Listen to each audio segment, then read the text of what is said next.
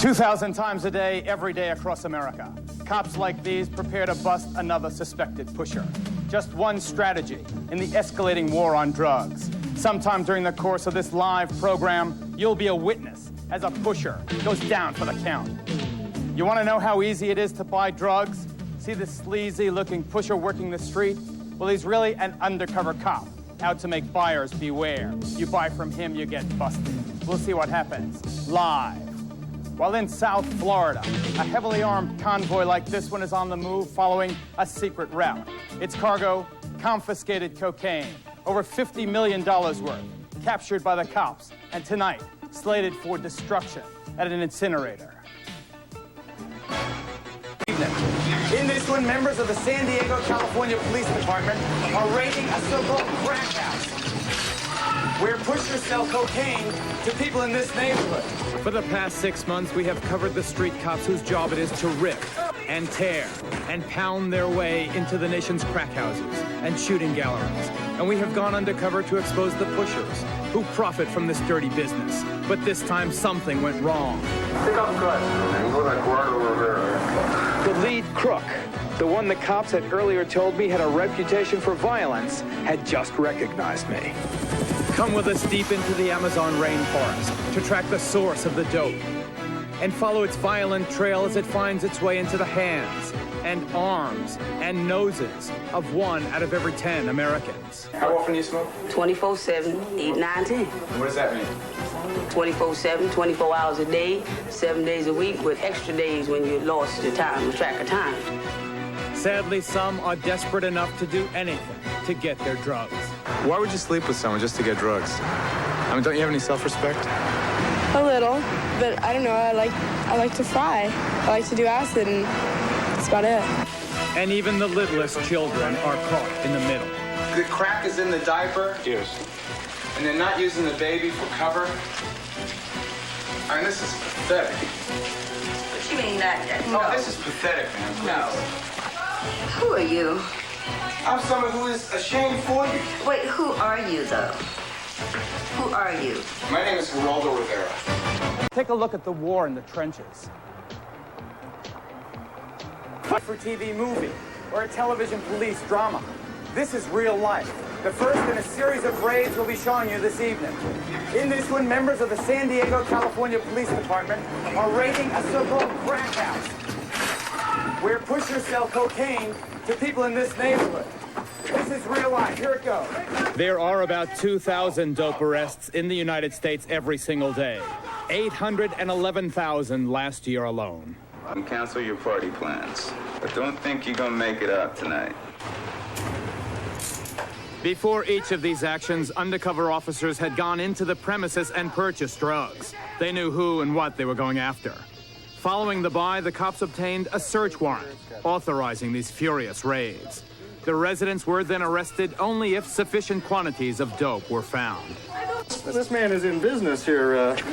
After watching dozens of these raids from very close up, the reason behind the police tactics becomes clear. The idea is to hit swiftly and with overwhelming force. Surprise and shock are the best protection, not only for the officers, but for the crooks who might otherwise be blown away. Anybody's got a set of cuffs for this guy? On average, 1 illegal weapon is seized for each raid conducted.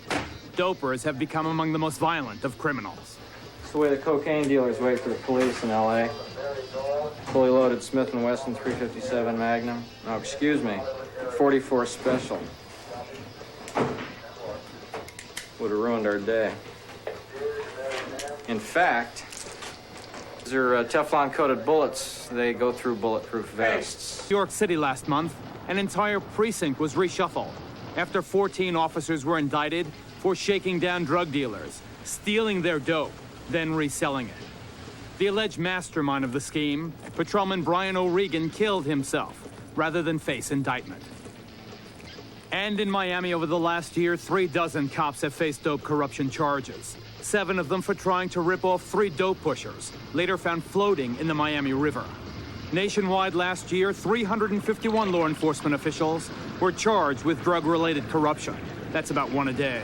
But since many thousands are involved in narcotics enforcement, perhaps the bigger story is how many manage to resist the compelling temptation to take a secret piece of all this easy action. The reaction of this Key West, Florida barmaid, accused of selling cocaine to her customers, is typical of the dozens of people we watched being arrested over the course of the last several months. Please, what did I do? What did I do? No one ever tells the cops, okay, you got me. What did I do? Have a seat, Chris. Get down. Still, watching these small-timers getting busted makes you wish law enforcement was as effective in nailing the drug kingpins. Turkey, I ain't done a damn thing. For my arrest? Why my arrest? We're placing you under arrest for sale of cocaine. I'm her father. No. I'm sorry. While most of the American people endorse what the cops are trying to do, there are still allegations of excessive behavior. Los Angeles Police Chief Daryl Gates, for example, got a whole lot of flack for bringing his battering ram to bear on the homes of suspected dealers. My wife and kids are here, man. Oh my God, look what you guys did. I'm not selling nothing. They better get out of this business in the city of Los Angeles, or they're going to have this run right into their living room. And I told you before, we're going to do it. We're going to keep doing it. I don't care what the editorials say. I don't care what anybody says. We're going to continue doing it. This year in LA, there will be about 70,000 narcotics arrests, up 64% over a year ago. Their mix is for heroin. This is a coke cutter. So they are in business then. Although there are just 500,000 heroin addicts in this nation, it's estimated that they commit 100,000 burglaries, robberies, or auto thefts a day. In cities like Chicago, the junkies are also killing themselves. Junkies. Definitely a place used by junkies to shoot up. They use the same needles over and over again. They swap needles amongst themselves. That's how they get AIDS. The fear of getting AIDS from dirty needles is one reason many junkies have begun switching to another drug. It started in New York City, the crack attack. The stuff is still not available everywhere, but large amounts are now being sold in Detroit, Houston, Miami, Atlanta, Boston, Newark, San Diego, San Francisco, Seattle, St. Louis, and of course, New York. This place is like a drug shopping center. Yeah, it is. Oh, look at that. Look at these lines. There may be, just as a rough estimate, say 50 crack here. Oh, look at that. Shotgun, sawed-off shotgun. Okay. Loaded sawed-off shotgun. The tenants in these buildings have become so accustomed to the police raids, they've taken to leaving messages to the cops, the apparently law-abiding tenants, that is. Apartment 44 to the police, 34th Precinct. Please do not break my apartment door as you did on April 5th, 1986 by mistake while I was at work. He's got the report number and thank you, so it's incredible. The same apartments, time and time again. Same steel doors, the same dope, and the same dope. In New York City, there were 56,000 drug-related arrests in 1985. Since there are only 39,000 places in the entire state's prison system, the result is both inevitable and depressing. When will these guys be out again? More than likely in 2 days. Today's Wednesday, they'll probably be out on Friday. They'll make bail and they're right back out here again. Back out on the street. Right on the street. Still, the cops have to keep trying.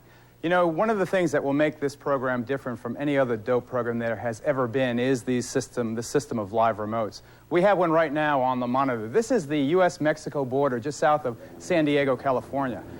We have a live camera. I think this is the first time this has ever been done in network television. U.S. officials claim that there is a direct connection between illegal aliens, the people you're looking at right now being lighted up by that high-powered spotlight, and the smuggling of narcotics in from Mexico and the rest of South America.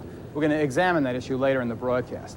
Right now, at locations all across this country, our cameras are there as cops are moving in on suspected dope dealers. So on live television, a pusher may soon be going down for the count.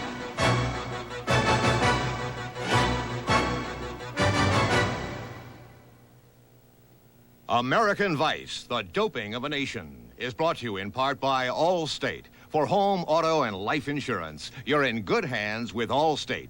And by Skin Bracer. You're not finished shaving till you've used Skin Bracer Aftershave. It has what your face needs after every shave. Skin Bracer. By saving people from the nightmare about to be described by British pop star Boy George, who, as you know, is an admitted junkie. What being addicted means doesn't mean using it. It means waking up one morning and your body telling you, not you saying, oh, let's buy some drugs, but your body saying, excuse me, I want them, I need them. And it's like having somebody inside you pulling and stretching and screaming. It's the most horrible thing. You know, it's not so long since drug abuse was the domain of either the wicked and wealthy on the one hand or the wretchedly poor on the other. Now anybody can wreck their lives with speed, snow, super joints, horse, crack, angel dust, and other cutely nicknamed self-destructions. So here's what equal opportunity drug abuse looks like.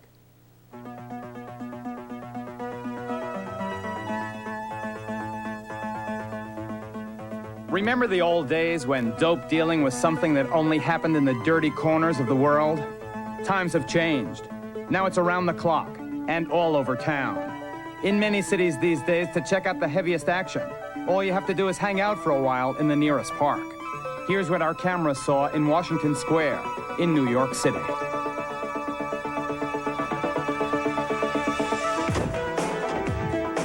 There's all kinds of action on Wall Street. Look at these yuppies all lined up. The authorities tell us they are buying dope. You decide for yourself. In a cruel, ironic way, perhaps it's appropriate that so much is dealt on the streets of the financial district. Because drugs are big business, maybe the biggest around. Federal authorities tell us that gross receipts from dope sales this year will exceed $100 billion. An amount which, if true, would top the net sales of General Motors and rank the dope business as the largest of the Fortune 500 companies. We, the people of the United States, lead the world in the consumption of illegal drugs. We snort, and we smoke, and we shoot 60% of all the dope produced on the planet. Fire! Many of the users, past and present at Geraldine Ferraro, is under indictment now as his college's cocaine connection. Despite its tremendous middle-class appeal, the coke industry is facing a real crisis. Not this latest war on drugs, just the opposite. So much coke is being smuggled successfully into the country. There's a glut now on the market. I have grown all in this business, and I have seen it growing from a small amount. I remember the days that I would buy out on the cover an ounce of cocaine and would bring it into the office, and 4 or 5 agents would gather around the table and say, look how much dope is in there. Right now, we see 1,500 pounds, 2,000 pounds, and it's just one more case. When we began production of this report, a kilogram, that's 2.2 pounds of cocaine, was selling in Miami for about $45,000. Now you can get it for about 1/3 that. At these prices, the bodies are coming in bunches. Welcome to the Miami morgue. We're analyzing cocaine samples now that are purchased for $50 to $100 per gram that are 95% pure. The availability has now gone up again, the purity has gone up again, and now you also have the advent of crack or rock cocaine. And associated with this now is a death rate in Dade County of about 2 per week from cocaine. What you got? You got super 20s, man? By now, most know about crack. The process is actually just a diabolical, deadly marketing scheme. It's a way of boosting sales and profits by making cheap coke available for kids, the poor, and working class. We have to interrupt that video piece. We have one of the live busts. It's on the air right now. It's in Fort Lauderdale in Broward County, South Florida. Sorry to interrupt that bus, but here we go. It's we are told a search warrant is being served on the house of a Bahamian national who is allegedly a big-time, a heavyweight cocaine dealer. The bus is being carried out by 8 to 10 officers, as you can see. They're in his house now. He's down on the floor. I know they found bags of, kilo-sized bags of cocaine in his trash today and yesterday, approximately 12 empty bags, they say. Now, one thing I want to make very clear here, we're not showing this guy's face because he's just a suspect, despite the fact that they made the undercover negotiations. Despite that, obviously that woman is not involved in the bust. Get your hands out! Okay, now we're gonna come back and we're gonna get a resolution. We'll see what drugs they find. Tell the camera. Okay, good. it's live television. We have no control over it. It's risky business, but that arrest, as all these arrests, pursuant to a legally obtained search warrant, it would have happened regardless of the presence of the cameras and based on undercover police work or an undercover buy. That fellow, we're going to come back, we'll follow up on it, get the legal aspect of this thing ironed out, because it's critical that their rights be protected, but also we want you to see that this is happening right now. To tell people that there are 811 busts in this country in a year, or over 2,000 a day, those are just numbers. To show them, to show you all that this is happening right now in your town or a town near you, that's the way we think to demonstrate exactly what this thing is doing to our nation and to the people obviously involved in that. So we're going to follow up. You'll see what that's all about. Why do people do it? I mean, that's the question. Why do people do this to themselves? The experts have all kinds of answers that range from despair and boredom and self-destructiveness and peer pressure, material, spiritual poverty. But you have to consider another very important motivation. Drugs feel good. They feel so good that millions of people wreck their lives in order to get more. I'm sure you've heard. The cops on dope patrol are cowboys. These tactics might appear excessive if drug abuse was a victimless crime, restricted to adults who only hurt themselves. But it's not. Dopers are like outlaw alcoholics. They don't just screw themselves up, they pollute the world around them. One way or another, it's the kids who suffer most. Stop crying, it's right. Hey, Joanne. What do you say to a child who begs that his dope-dealing mother not be taken away by arresting officers? You tell him to be brave, and the words stick in your craw. Everybody has to be nice and brave now, no crying. The kids, I mean, it must break your heart. Well, it does break my heart, but I have to blame the adults, you know, for what these poor kids go through. You know, they see their mom and their dad's going off to jail, they're crying, and you wonder, you know, what's going to happen to them. In a Los Angeles neighborhood, the deputies are executing a search warrant on the home of an active dealer. They find significant quantities of cocaine. Undercover officers also discover the dealer allows his house to be used by customers to consume their buys. The place is a sewer filled with men, women, and a little baby whose mother I confront later. You didn't know this was a coke house? No, I didn't. I don't know anybody that's in that house besides. But you must have seen it when you brought your baby there. I mean, why'd you bring your baby to a place like that? I didn't know. I mean, it how was can you this. bring your baby to a place like that? If I would have known, sir, I would have never done it. I hope you're telling me the truth. I am. Believe me. I am telling the truth because I don't want to lose my baby. In Chicago, the narcs discover that it's grandma holding the goods. Alleged dealers. The family apparently has neither time nor energy to think about their children's environment. But why do you have these drugs around these little babies? That ain't mine. That belongs to someone. I don't. Who does it belong to? They just asked me to hold it. That's all. I mean, the really disgusting thing is how the children are affected by this. I mean, to live in this rat hole, no one is caring for the kids at all. Kind of take a look at this back room here. In this back room, you got a dead puppy here. Dead for a while, yeah. And it's deplorable. And what can you do? In San Francisco, the cops have pursued a dope dealer into this apartment. Having arrested the woman, they are now searching for the marked money the undercover officer used to make the buy. This is our buy money right here. That's your money? Yes. So they try to use the infant as cover? Yes. She's not using the baby for no cover. So, I mean, don't come with that bullshit. The police money. I don't give a who money it is. I mean, she's not using this baby for no cover. The kids get caught in the middle of it. And you'll find the narcotics, you'll find the money near them because they figure we won't look in that area. Here's some base rock cocaine right here that was rolled up in the diaper. The crack is in the diaper? Yes. And they're not using the baby for cover? I mean, this is pathetic. What you mean that? No. Oh, this is pathetic, man. Please. No. Who are you?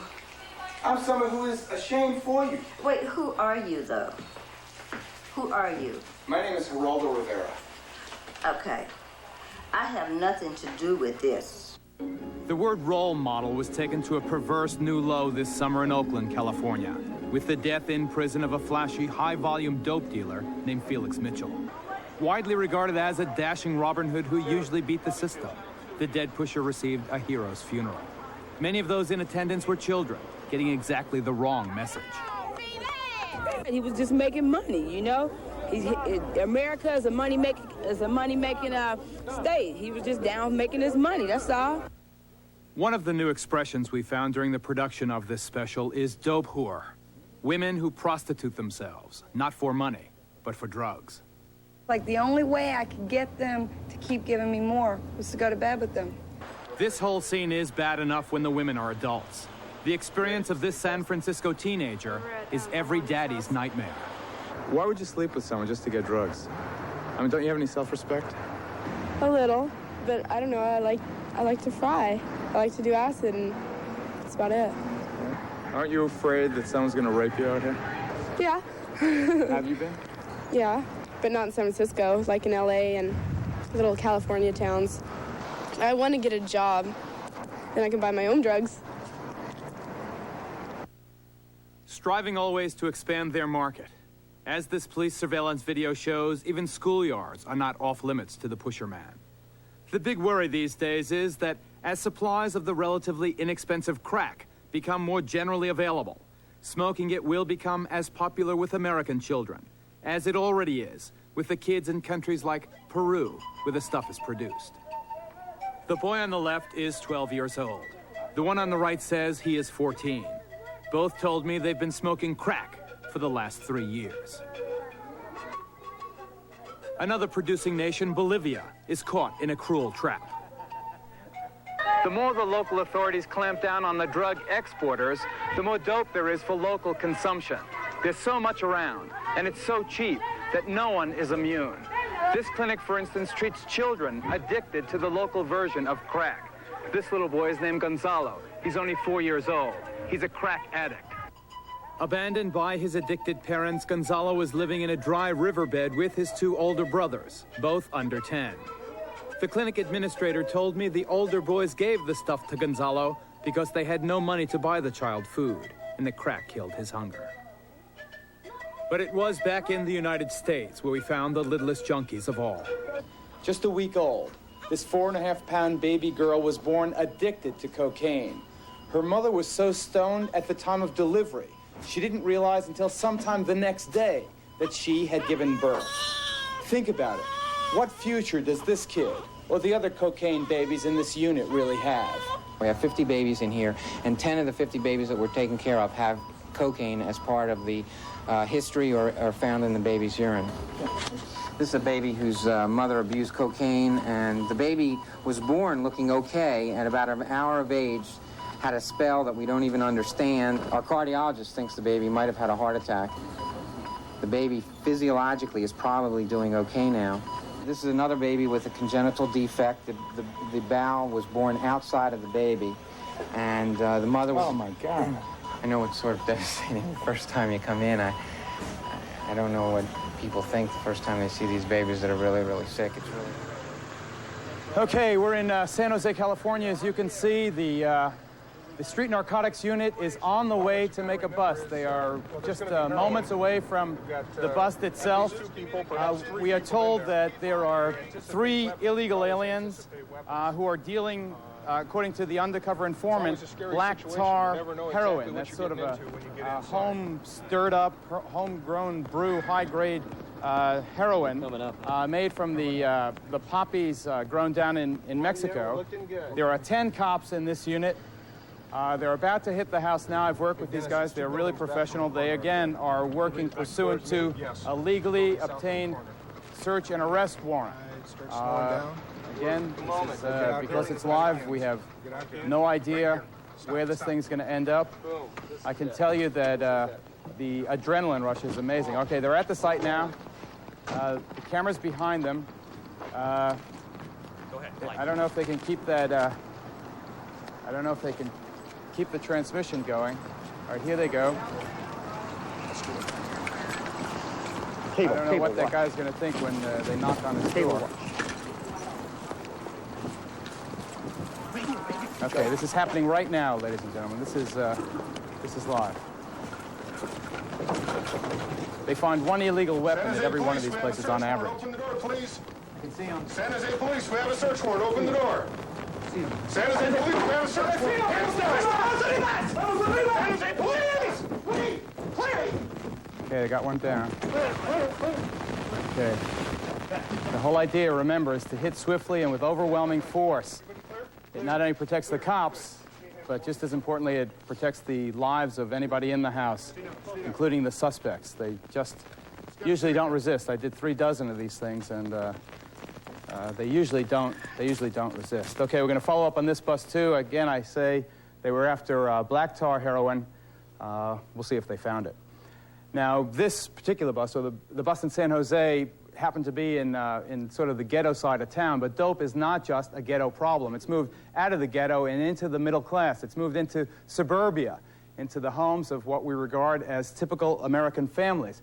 Let's meet the... Okay, quickly, this is San Jose. They've just arrested a guy who has dope on him. We have also heard, you should know, from Fort Lauderdale, the Broward County Sheriffs. They have found 2.5 kilograms. All right, we're going to go to it live. They found 2.5 kilograms, weapons, grass, and there it is. And allegedly, also a police officer from the Bahamas. I'm sure you've heard, there it is, there's the dope. I'm sure you've heard how the Bahamas have been linked, allegedly, to dope smuggling into the United States. They have found the weapons, the dope, and a cop from the Bahamas, if that checks out.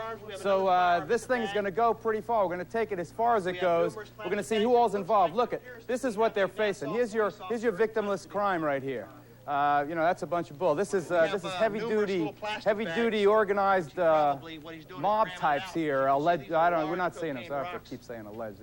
They'll have their day in court. They can sort that out. All right. Right now we have a live camera in another Florida city, watching as a seedy-looking drug seller is trying to find some customers. There it is. The reason it's green is because it's one of those night scope cameras. But the seedy dealer, you can just see him on your screen there. Is not all he appears to be. Is he, Lieutenant John Brooks of the Miami PD? Who is that street pusher? Those are 2 officers of the Miami Police Department Street Narcotics Unit. All right, now they're trying to sell dope. As opposed to buying it and then making a bust, they're posing as dealers to sell dope, and then what, they'll bust the buyers? Yes, that's correct. Basically, Operation Sting targets the people who are coming in to purchase narcotics.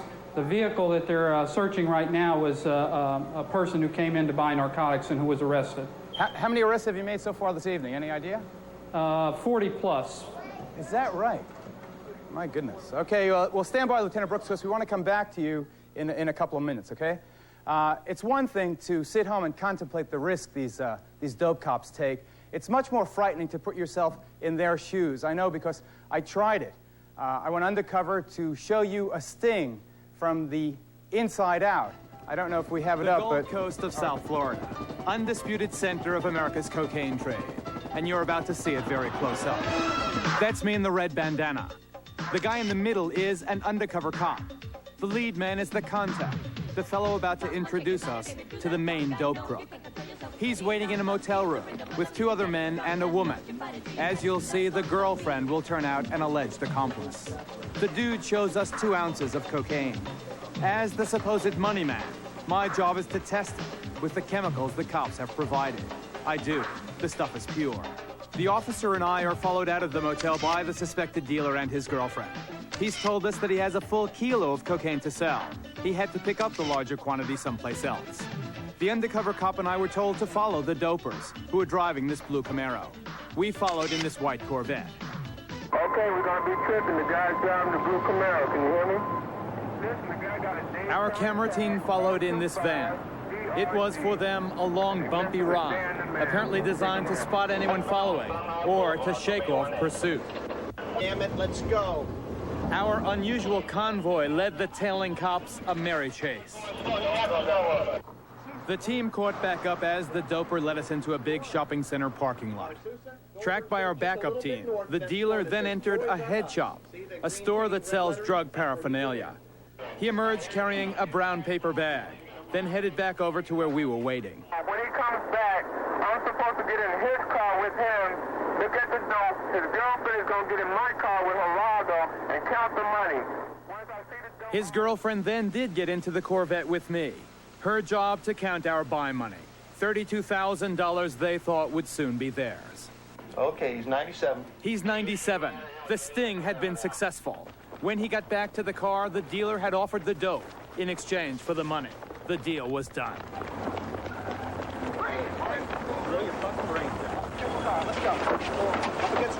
Got him, Dano. Got him, baby. Got him. Cool. Come on. Cool. Over here.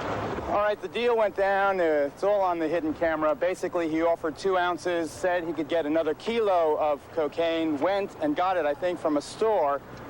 His girlfriend, the accomplice, counted the money, the $32,000 that we offered for the kilo of cocaine plus the 2 ounces. Whoa, look at that, baby.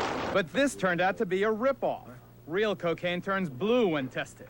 Our crook had apparently picked up phony stuff in that head shop. He's still charged, though, with trying to sell us a counterfeit. You're under arrest, pal. And you have the right to remain silent. Anything you say can and will be used against you in a court of law. We've saved the best thing for last. The guys with their backs to the camera are undercover cops. The large man in the red shirt facing the camera is a suspected dope dealer. He tells the cops to get a hotel room, to which he will deliver 2 kilos of cocaine. The cops agree. I'll get a room. I'll call you at this number you give me. I'll tell you where we're staying or where I got the room at, okay? Pursuant to the dealer's instructions, the 2 cops and I get a room in this plush Fort Lauderdale hotel. I was posing as George, the money man from New York City. The deal's going to go down in this room, presumably. 2 kilos of cocaine for, what, $60,000? And as the deal goes down, the officers waiting in the other room will come bursting through. We'll try and film this transaction with the hidden camera, and we'll have another camera, a big camera, with the officers who are coming through the door. The key word, and you can listen for it as the transaction develops, is when I say, you can see I'm all greased up, I'm the money man in this deal. When I say, have you guys ever heard of Candid Camera, a television program called Candid Camera? That will be the cue for the officers to come rushing through the door. So I think it's, what we're doing here is just getting some sound so you can hear actually how one of these dope deals goes down. We'll see what happens. About an hour later, the first of the suspected dealers arrives. His job is to check out the scene and, of course, to count our money. Our conversations were being monitored and recorded by the cops in the next room. The guy's very conscientious, counting every single one of my $60,000. Count the money. I've been on this thing 4 hours now. After chatting for a time, I tell the guy I'm getting impatient. So he leaves to go get his friends and the dope. Okay. I think they're totally fooled. I think they're going for it. All right, good. They counted all the money? They counted all the money. He was counting it one at a time. Let me just show you now what happens when the doper returns to the hotel room with the 2 other guys. One of the first things their leader says is... Pick up a glass for me. You look like Eduardo Rivera. The lead crook, the one the cops had earlier told me had a reputation for violence, has just recognized me. I told you tonight the vault was full. That was a very anxious moment. You'll see how it is resolved when we come back.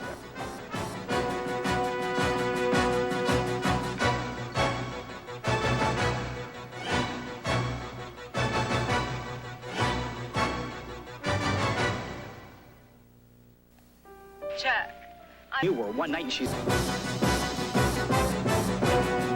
For an investigative reporter, the disadvantage of being on television for a while is that you can't go undercover unless you change the way you look. What do you think? Do I make a convincing dope crook? Pick up a glass for me. You look like Eduardo Rivera. The lead crook, the one the cops had earlier told me had a reputation for violence, has just recognized me. Fort Lauderdale in a minute. You're looking, as you can see, at a live picture from Houston, Texas. The Harris County Sheriff is moving in on a duplex building where allegedly a pimp and his prostitutes are supplying truckers with coke and speed. They're moving in right now. They're on the roll, the final roll, up to the duplex building where this dude and his ladies are allegedly dealing out to the truckers. The sheriff down there in charge is Sheriff Clevenhagen. These guys are good. They're real pros in Houston. I don't know when they're going to hit the house. We're on the roll right now. We got to stay with this. I don't know how far away the target house is. Again, they are working pursuant to a legally obtained search warrant. based either on the information provided by a confidential informant or an undercover officer who earlier today made a buy. I know that Houston had at least 3 of these warrants that they were going to serve this evening. So again, I want to stress that this is reality. This is happening. This isn't a television program. This isn't a made-for television movie or a police drama. Real life, those are real cops. Wait a minute. Okay. You got a stamp? You're outside. Go. Okay, here they go. They're moving. Get it. Screen. Police! Oh. Hey, these guys. Oh. Take him tough. Guys, watch the window. Take the ring. Police! Oh, my God. Department, hold it. Where you at? Put it on the wall. Okay. Put it on the wall, lady. Period. On the wall. Turn around. Hit that wall. Spread them out. I'm telling you, I can't imagine what it must feel like to have Spread your legs apart. Put your hands back. the 82nd Airborne Division Ma'am, arrive I don't care what we in did. your house. We are running a search warrant. You are now under arrest. All right. They did it. Violation of narcotics. Put your hand back on the wall. All Stay right, here. so this is Harris County, Texas, Houston, Texas. Okay, we're going to check back with Sheriff Cleveland Hagan. In a couple of minutes, we'll find out what, if anything, they find in this place. Okay, so 3 for 3. 3 busts. First, I'm sure, for network television. Live. This is happening right now as you're watching. Scales. Okay, we'll get back to that. I wish I could say we're going to calm down. We're not. It's going to get even more anxious. We're going to get back to the story of the sting in Fort Lauderdale right now. Take a look. Take off the glasses for a minute. You look like Gerardo Rivera. When the doper thinks he recognizes me, I decide the best defense is a good offense. It's a maneuver to get him to change the subject. And it works. You kept me here for 5 hours, motherfucker. I mean, what are you, some big... Then where's the dope, man? Give me the dope. Hey, come on. This is bullshit, man. You guys told me it'd be... all right. Secure in the knowledge that help stands waiting with drawn guns just a door away, I fight down my rising anxiety and test the kilo of cocaine the alleged dealers had brought us. It is an intense moment. Sit over here. You make me out happy. Sit down. It's okay. I just want him to sit down. Remember, the word that would trigger the police assault is candid camera. I got 3 things to say to you. Number 1. This is cool. Number 2. I am Gerardo Rivera. Number 3. You are. Hands on your head. Hands on your head. Whoa. Okay, what do you got? We got a key. You got the kilo? Yes, sir. Here's the dope. Guys thought he recognized me, but not that good. You know you just sold a kilo of cocaine to Gerardo Rivera? You're the most famous dope dealers in America right now. Now we're going down to the car. There should be another key of dope down there, and certainly one other suspect. Read the rights. Hold on a second. Whoa. These are your rights. You're going to need them. Listen, everybody. You have the right to remain silent. All right, so now they've gotten the 4th guy. He is probably the Mr. Big insofar as the 3 guys upstairs are concerned. Probably the source of the dope, although he is just a suspect right now. This is 1 kilogram plus 60 grams. 60 grams might be just the packaging. Test it.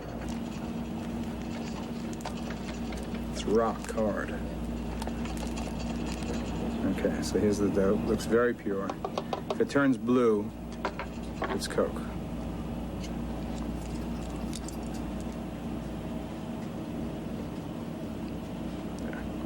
Turned in a second. It's almost pure cocaine. Okay, Sheriff? Yeah, Geraldo just did his undercover buy of a kilo of cocaine. Now he arrested, we got 4 people, kilo of cocaine. No, we took him down. Okay, they took him down. Now we're back in Houston. I think they're going in for another bust. Okay, I don't know the facts on it. I don't even know if it's the same sheriff's department unit. It's the 2nd floor of the same building, they tell me. It's the 2nd floor of the same duplex building. It's the Harris County Sheriff's Special Ops. You can see they're ready to go. Stand by here. We are still live? Still live. You're still live there. Okay, right now we're getting the papers upstairs. We're getting the papers to check in. We've already got the weapons. We've already got the gun. We're not sure what's upstairs. They found weapons? Did they find weapons down there? Can you guys down in Texas hear me? Sounds like they definitely found some weapons already. They don't know if anyone's home in this house. All right, I don't know exactly. You folks at home know just as much as I know at this point. I know that this is the second floor of the same duplex in which the pimp and his ladies were allegedly dealing dope to truckers who were stopping by. They were dealing mostly, they said cocaine and what was that other? What's the matter? Coke and speed, mostly coke and speed. All right, I don't know if they're gonna go in there. All right, so all right, let's switch now. Let's go right back to Miami. Why don't we switch right to Miami? Okay, great. We're on that street sting where the officer is posing as a dope seller. This is the reverse of the classic sting. He's posing as a dope seller. Lieutenant Brooks, what's the action? Okay, they just made an arrest. They're back out there waiting for any potential customers that come by. Because of entrapment reasons, they can't say anything or offer any drugs. The person who's coming up to purchase the drugs has to make the first sign or asking for the drugs. He has to make the first motion. Oh, okay, what I'd like to... Okay, before I want to show you... All right, this is the border. Lieutenant Brooks, we're going to get right back to you. This is the border. Now, remember what I said about U.S. officials claiming that there was a direct connection between illegal aliens and smuggling of dope into the country. The INS official told us that about 1 out of 3 of these people are carrying dope. That sounds very high to me. I don't have any facts to rebut him, but in my experience, I don't want to be oversensitive because I'm a Hispanic man, but a lot of the illegal aliens, as you know, are just hardworking, decent people coming looking for a job. But they do have record seizures of dope on the border. Okay, here's a sting. We got a sting going down right now. All right, they just did it. All right, they just got this guy. You know, buyer beware, dope buyer beware down there in Miami. It's a tough town. You know, they've had some problems with the cops. The overwhelming majority of them are honest, hardworking cops too. Okay, now I want to show you what we did. We did some work with these Miami cops doing this action. I want to show you what it looks like, really, an anatomy of these the cell stings as opposed to the buy-bust. Cops on this kind of duty have something in common, really, with soldiers in a war. You know, you wait around for 95% of the time, and then 5% you're in action, and it's terrifying. They have a hands-on job, you could say. Take a look. On a San Francisco street corner, an undercover officer, the short guy with the beard, has just purchased some PCP, angel dust, from 2 suspected dealers. Unaware the buyer is a cop, the 2 pushers follow him across the street, insisting that he share the dope with them. This type of transaction is called a buy-bust in police terminology. An undercover cop purchases narcotics, the buy, followed immediately by the bust, the arrest of the people who sold it to him. You're under arrest for selling narcotics. Don't move. In Miami, the vice cops are even more aggressive. Look at this supposed crack salesman working a notorious neighborhood. Took the rock there, man, for a nickel. Yo, I'm the police. I'm the police. You under arrest. No, you under arrest. No. Give it. Surprise. The pusher is really a cop. The police chief of Miami, Clarence Dixon, knows these tactics are controversial. Some claim it's entrapment, but his intent is to drive dope deals off the streets of his city any way he can. Yeah, let me see one. You want to open it up? It's good stuff. I better get 2. Yeah. I save some money. It's 2, man. You want 2 or 1? Wait a minute. Let me just... Yeah. Okay, we the police. You under arrest. You just pay from the police. Where you from? Minnesota? You want 4 rocks? Okay, give me the money. That's. Oh, I gave you too many. How much you wanted? 4? Okay. All right. Give me the money. Got a car? Leave it right there. There. Okay. Give me my rocks back. You got my rocks, Larry? How many you gave? I gave him 4. He beat me, man. He wanted.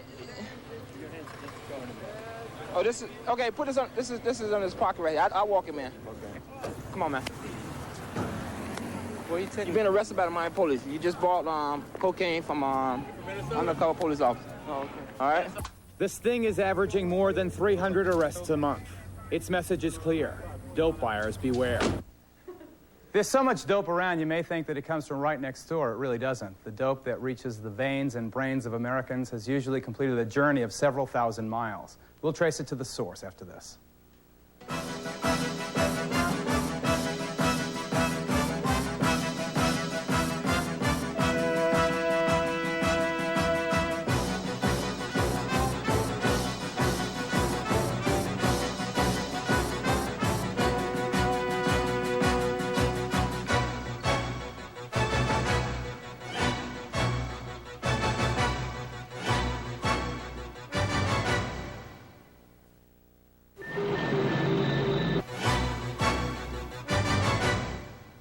A live shot of the border, the part of the 2,100-mile border between the United States and Mexico. They say in the 11 months of this year, they have confiscated $350 million worth of dope coming across this border, doubling last year's 12-month figure. So they've doubled seizures over a year ago. They have one arrest every 35 seconds there of the illegals. So, I mean, we don't know which of them are just coming for work and who are the mules carrying dope. We're gonna examine that. We'll examine that issue later in the broadcast. This is obviously part of the front line in the war against dope. Right now, we're going to go behind the line.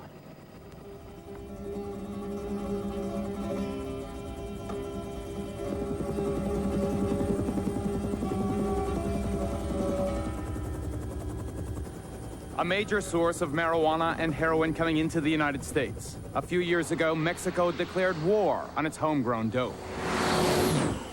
Thanks to the American taxpayer, they were armed with the world's largest drug eradication fleet, about 90 aircraft. Using them, Mexico dropped from #1 to #4 supplier of America's heroin and pot. So far, so good. But since then, the effort has been falling apart.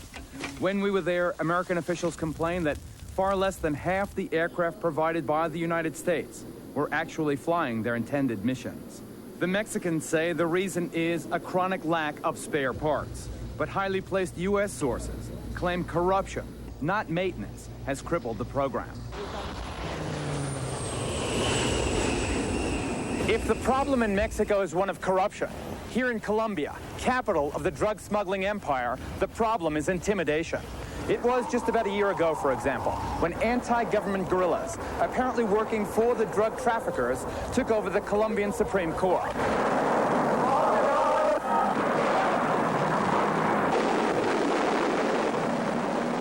In the flames of battle, a dozen members of the High Court and more than 100 others were killed. The next day, officials discovered what the attackers were after. Documents, U.S. extradition requests for Colombia's drug kingpins. The dope traffickers had apparently hired terrorists to kill and burn so they wouldn't have to stand trial in the United States. About 80% of the coke imported into our country is processed in Colombia, but this is not where the stuff is actually grown. To find the real source of the snowstorm, you have to fly across the high Andes to Bolivia. It's a nation that seems sculpted out of ancient history.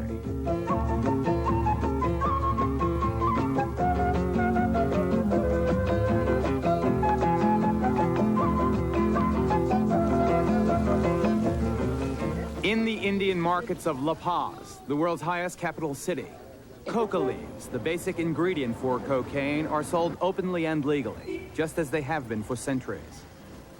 Whatever use the leaves are put to by dope crooks up north, here they're chewed to fight off hunger and for energy in the thin air of the high Andes.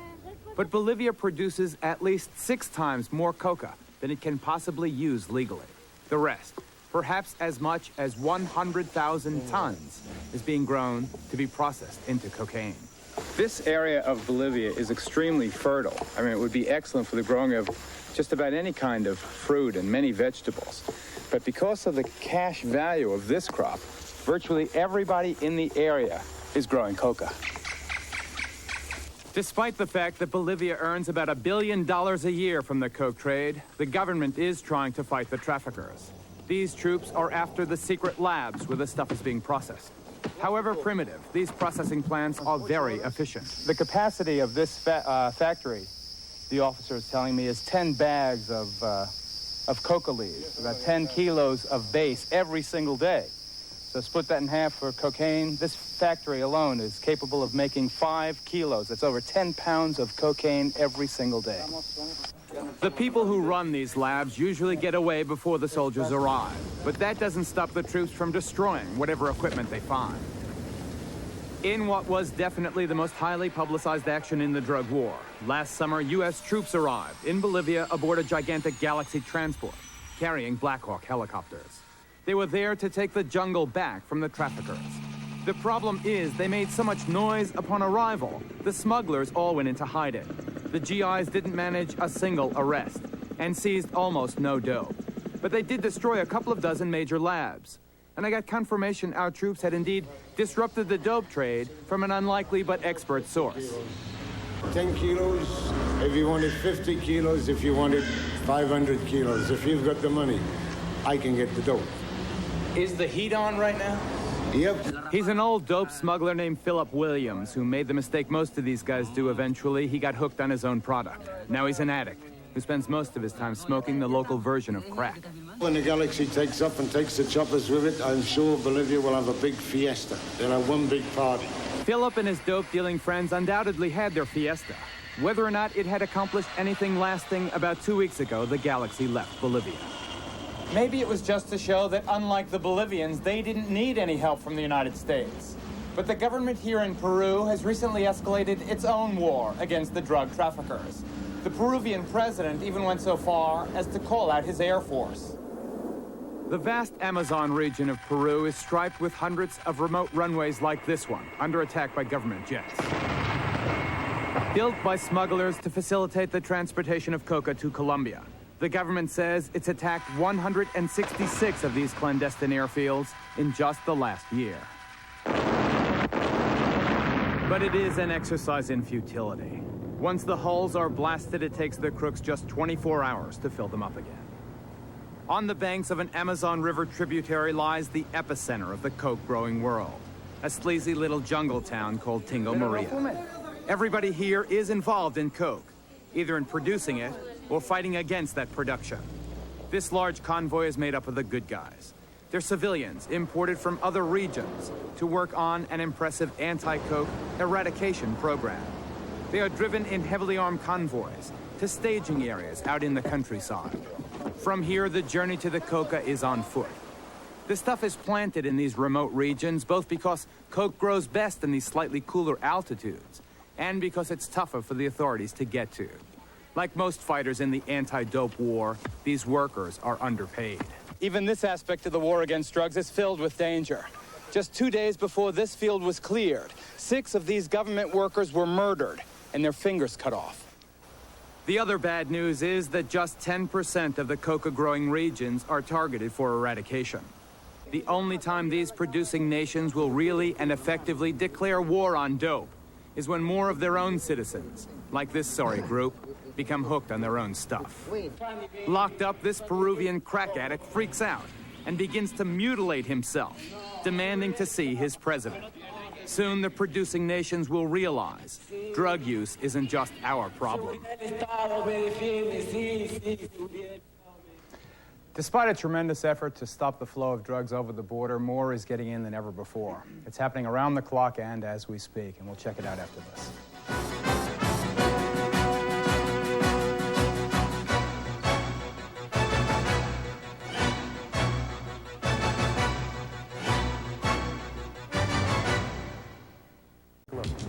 With the heat on in South Florida, the feds tell us much of the smuggling action has shifted to our 2,100-mile border with Mexico. Dope seizures there have more than doubled this year, up to $350 million. The coded markings on this big shipment denote the relative quality of the cocaine, its ownership, and intended destination. All evidence of a very sophisticated smuggling operation. Both the driver and passenger of this vehicle were illegal aliens. According to the Border Patrol, the illegals are a big factor in the border dope trade. They're usually not the dealers. They're just the mules. About a third of the stuff coming across our borders is carried in on their backs. ¿Eres de México? Sí. ¿De dónde de México? Michoacán. Michoacán? There is a tide of humanity washing across America's borders, and it happens every single day, every single night. Look behind me at that group of illegal aliens waiting down in the valley. Behind them is Mexico. We are standing here in United States territory. They're waiting for full dark for their opportunity to dash across the border. And that's one group among many. Approximately one illegal alien is arrested every 35 seconds, just in the San Diego sector alone. Along the whole of the southern border, 1.8 million illegal aliens were arrested this year. Now, most of these people are decent, hard-working folks coming to the United States in search of an honest job. Some are not, like these two, sitting on a Chicago bench. They're members of the notorious Herrera crime family, 2,000 strong, many of them illegal aliens from Mexico. The scene you're watching, and dozens like it, were taped by hidden cameras. Watch as the couple passes a large package containing heroin to a third man. Well, last July, federal authorities in Chicago arrested 135 of the Klan. Over 100 have since been convicted of smuggling heroin, cocaine, and marijuana. There's a direct connection between the flow of illegal aliens and narcotics. Not every illegal alien is carrying dope on them, but it's the volume of people, it's the treadmill that this border is on, that anything that you put on a conveyor is going to come through. Every night, every day, 24 hours a day. Regional Commissioner Harold Ezell of the Border Patrol joins us right now. I guess it's from the INS, the Immigration and Naturalization Service. Okay, you've proved to us that it happens every night. Just our live cameras have been showing them all night long. But what is the connection specifically between this huge flow of people and dope? The basic problem, Geraldo, is the fact that the borders are out of control. Whether it's the cancer of drugs or the invasion of illegals, it's the same problem. The borders are not secure in this nation. Now, you wouldn't leave the front door of your house open, but we leave our borders wide open for anybody or anyone to bring dope in, illegals in, whatever it happens to be. All right, that's the problem. Are most of these people, Commissioner, the people you allege are smugglers, are they big-timers or are they merely the tools, the mules of the kingpins? Well, many of the people that come in here are carrying a form of drugs, whether it's to make their passage across or to pile up something somewhere down the line that's prearranged. But that's not really the total problem. The problem is the borders are so out of control that their presence is just part of our problem. Okay, briefly, can you ever seal those borders? Can you ever stop the flow of dope from coming in realistically? I believe that if we get funding for the Immigration Reform Act that we just got passed and signed by Mr. Reagan, we can begin to see the borders come under control in this nation. Okay, thanks a lot, Commissioner Ezell. There you see, you know, I don't know how this makes people feel. I mean, it's just, I mean, they're human beings. I mean, I know there are the dopers there too, but it's just a very, very melancholy scene. The new federal drug law allocates $1.7 billion to fight drug abuse, and about 85% of that money will be spent on an escalating all-out war to stop the smugglers. You'll see that war close up when we come back.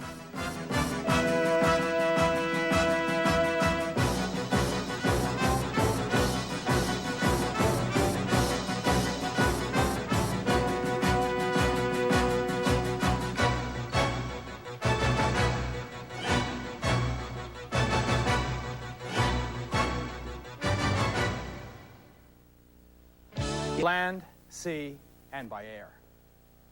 Bringing in a couple of keys.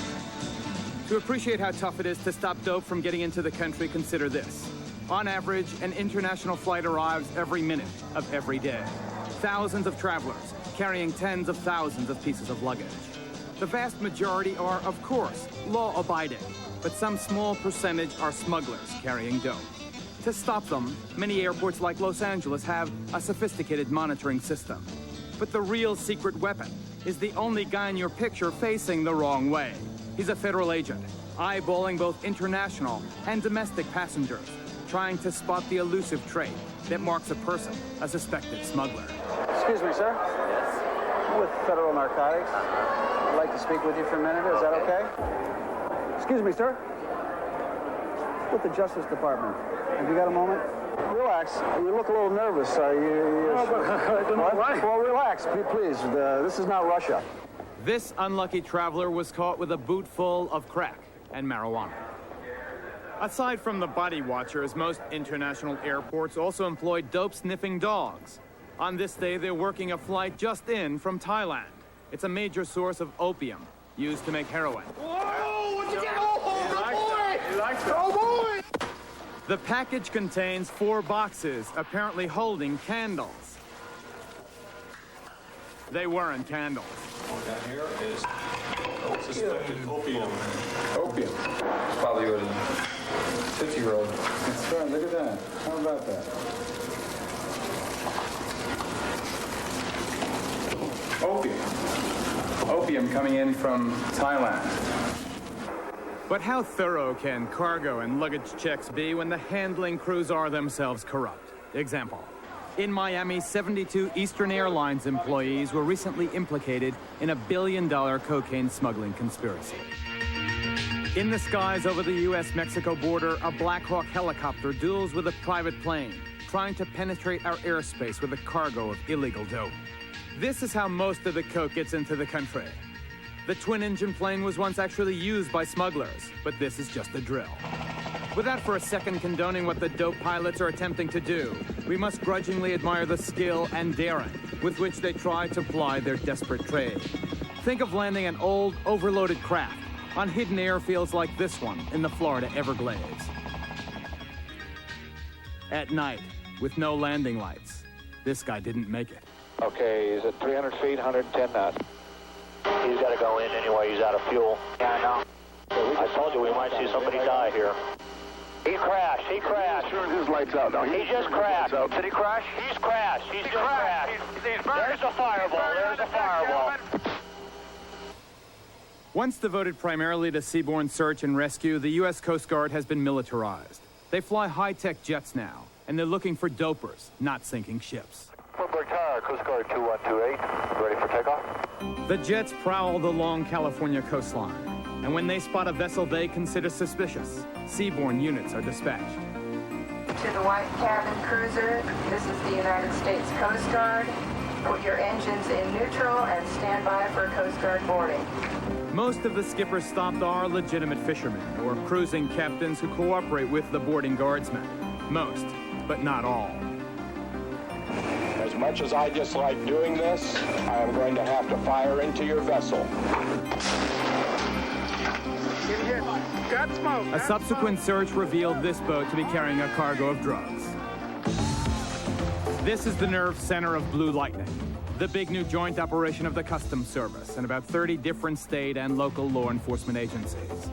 Based in Miami, Blue Lightning monitors a far-flung radar network. If a suspicious vessel is spotted, hundreds of heavily armed officers and a fleet of about 150 vessels can be mobilized. Their mission? To protect South Florida, the most sensitive, exposed, and vulnerable part of the U.S. coastline. But while this effort seems impressive, about 300 boats a month carrying dope, and more than half of all the dope getting into the country still gets in through South Florida. Many of the smugglers are coming across on boats quicker and more modern than anything the government has. And if they can reach the mangrove swamps of the Florida Keys, they are almost impossible to catch. This customs agent knows he's been trying. No bragging, no exaggeration. What percentage of the smugglers' boats trying to get into these waters do you figure you stop? Probably about 10%. 1 out of every 10? Right. How many of them have you caught? How many boats have you stopped? About 100, 150. So times 10, over 1,000 have gotten through. That's correct.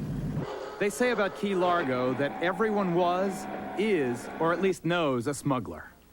When I first opened my dive shop up down here back in March, almost every time we either went night fishing or on a night dive, we'd see a drug deal go down. And deals aren't the only things that go down. Earlier this year, in an attempt to avoid being arrested by the Coast Guard, the crew of this Colombian fishing boat scuttled their vessel. Unfortunately for the smugglers, the dope didn't go down with the sinking ship.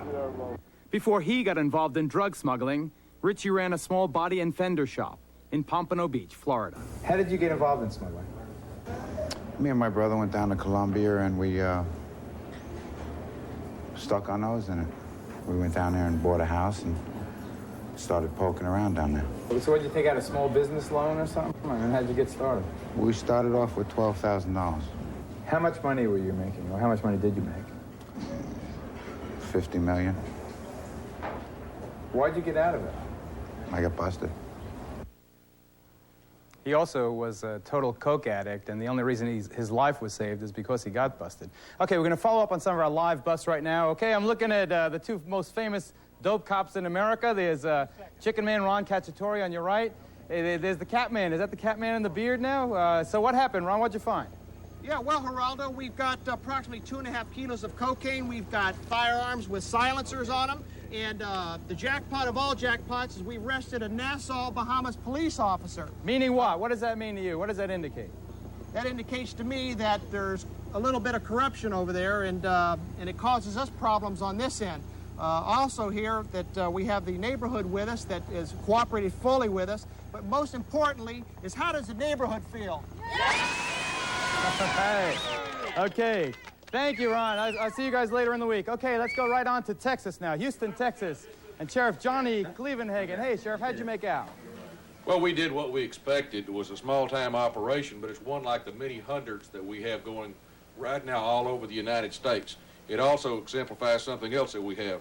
Every time we make a drug raid, there's firearms involved, and there's also, unfortunately, scanners, law enforcement scanners, and that's what happened to us. So they're monitoring your radios? They're monitoring our radio. They were monitoring our time delay in making this case, although we did get cocaine, marijuana, weapons, and everything else entire the whole case. Just a small amount of money, but yet again, this is what scares us, the firearm. Every case we make, it's here, and it's something that we in law enforcement are not going to tolerate. All right, Sheriff, thank you very much. Okay, San Jose. Let's go to San Jose now. We're live. How'd you make out? Is that Sergeant Dewey Hosmer? How you doing, Sarge? How'd you make out? What'd you get? We got 3 grams of tar heroin and 2 grams of cocaine. So what will the suspects be charged with? Well, they'll be charged with possession for sales of on both. Okay, were they nationals or illegals? Illegals.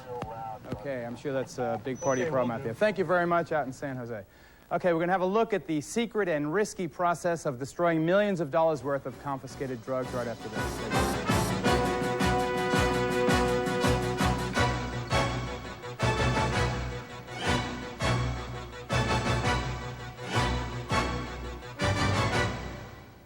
Surveillance van, we watched some guys openly dealing crack and grass in the Wall Street area, and as I watched, I got angry, so here's my version of outspoken intolerance. I'm Geraldo Rivera. I'll see you in April. Good night. Thanks. Uh-oh. Hold on. Be ready to duck.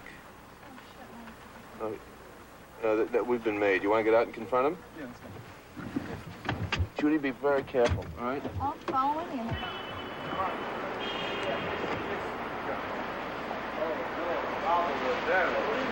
Where you go? So you're the big dealer around here? No. So you counting your money? I saw you selling the crack to the people when they come by? Never. That's not crack that I'm selling. What is it? Reefer. That's it. First of all, I just want to show you so that you know. All right, Mr. Rivera? What's in there? No, wait. What's in there? There's nothing in here. There's nothing in here. Open it up. No, let go. Why? I have freedom of my press. Freedom of press. You're a dope dealer. You're a dope dealer. Dope dealer, man. What do you got in the bag, reefer, man? I saw you selling it. Full. What's in there? What do you got in the bag there, crack salesman? I don't got no crack. You crazy? You're a dope dealer. Get out of here, man. Nobody got no crack. What are you selling there, brother? You seen the reefer, man. Why are you gonna try to put that dumb shit on me? I don't sell that shit. I got Let's see what you got in the bag. Man. What you got in the bag there? Get out of here, Bob. Excuse me, buddy. You're his buddy, right? Dope dealer. Crack dealer.